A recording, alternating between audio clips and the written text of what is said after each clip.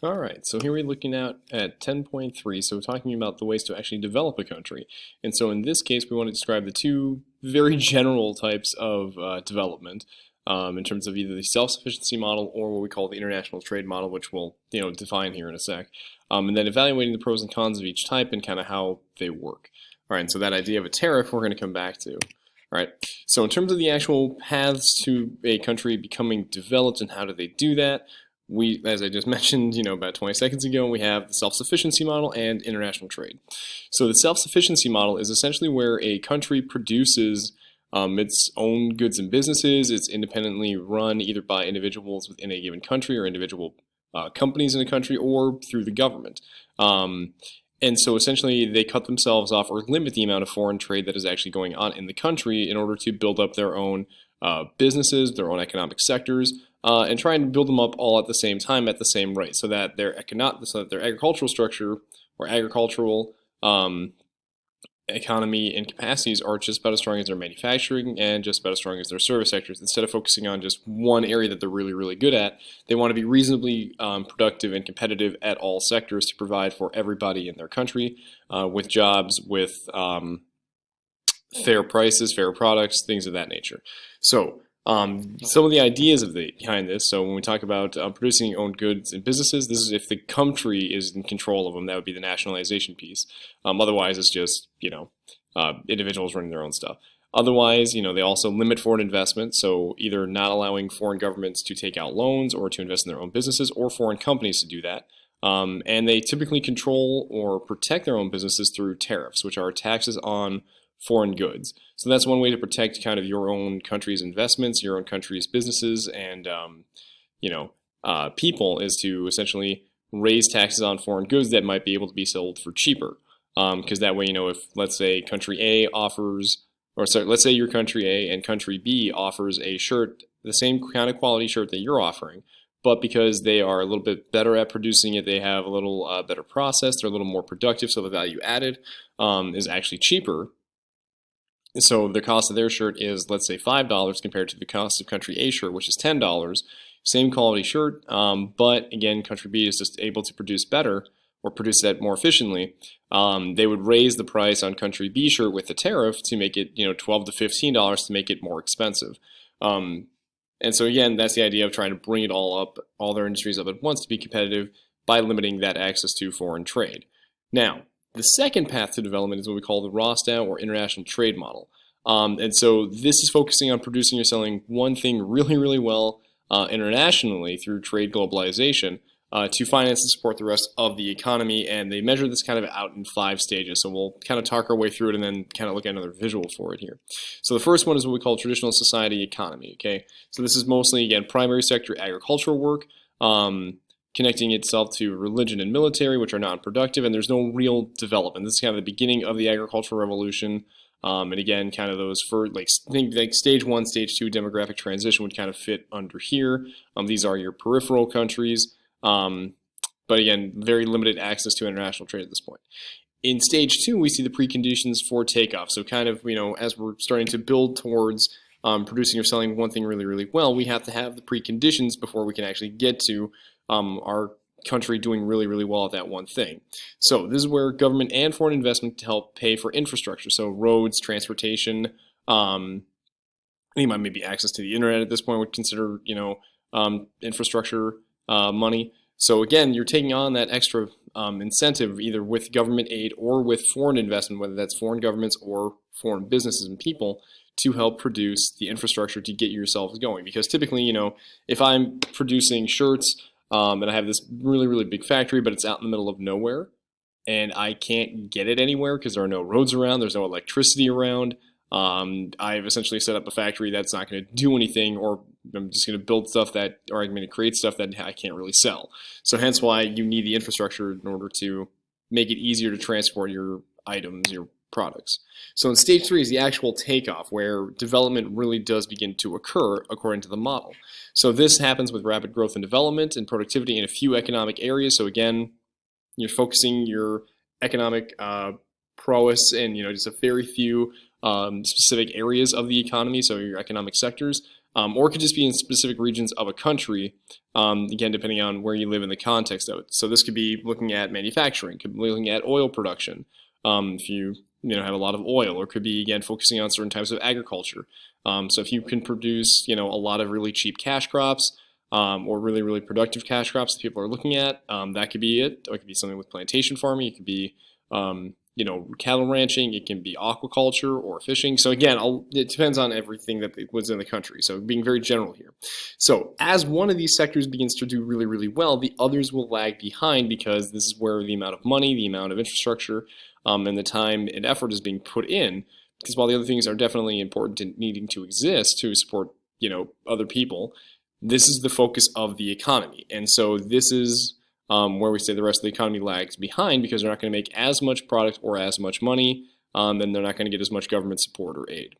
So in stage 4, drive for maturity, this is where we now begin to see them becoming really, really good at producing that one thing. So there's the diffusion of modern technology to help the other economic areas grow. So this is where we talk about work becoming more specialized and skilled. We're starting to see companies diversify their investments in terms of, again, aiding other parts of the economy to increase wealth. And that way they're less reliant on foreign investment, and the rest of the country has the chance to catch up. However, this is kind of the one key here, is you have to have that one or two areas that you've been focusing on in takeoff and preconditions for takeoff to do really, really well on the international stage. Because if they're not doing really, really well, that's obviously going to hinder the ability for the rest of the economy to catch up. And unfortunately, this is again where we see issues within developing countries, or specifically talking about core or the periphery and semi-periphery, is because the rest of their economies do not have the ability or the money to catch up to what they've already been focusing on, because international trade typically means that everyone else is also competing with it at the same time. So that is another big issue. Okay, and then in stage 5, we get high mass consumption. We start transitioning away from primary and secondary type jobs. So again, agriculture, mining, and manufacturing, over to service and tertiary sectors. So this is when, again, once you've been able to diversify your economic sectors, you can now begin to focus on the service sectors. And again, every country has different levels of all this and different things that they focus on, but again, it's not equal around that, right? So to kind of look at it in terms of this, right, we have this model that I took off the internet. So stage 1, traditional society, and transitional. So the infrastructure piece, also coming along with having surpluses and being specialized in 1 or 2 certain areas. So stage 3 also falls in pretty much in line with what we call the Industrial Revolution, where you begin to actually have the capacity to manufacture a lot of products, or focus on better agricultural techniques to produce more. And that leads to, again, stages 4 and 5. And you can kind of see, what's the takeoff period? When do most of these countries reach stage 3?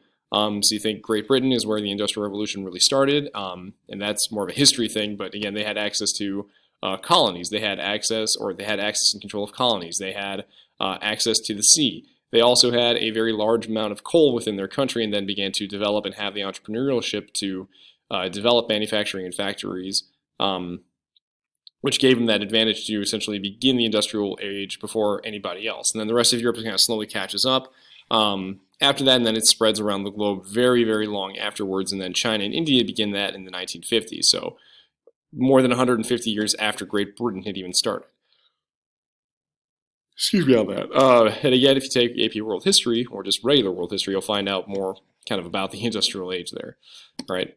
So some of the pros and cons falling in within these models. So within the self-sufficiency pros, okay, there's limited poverty, or under the best circumstances, limited poverty. There's more equal distribution of wealth, and also for investment.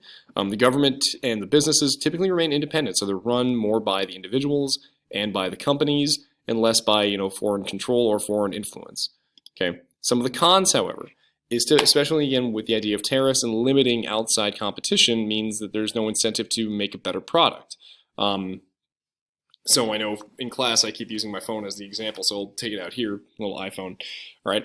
So if I create my own version of the iPhone, right, what is the incentive, again, if I'm living in country A, that there is nowhere else on the planet that is competing with me, or that we allow for competition for me to make a better, cheaper, more efficient iPhone?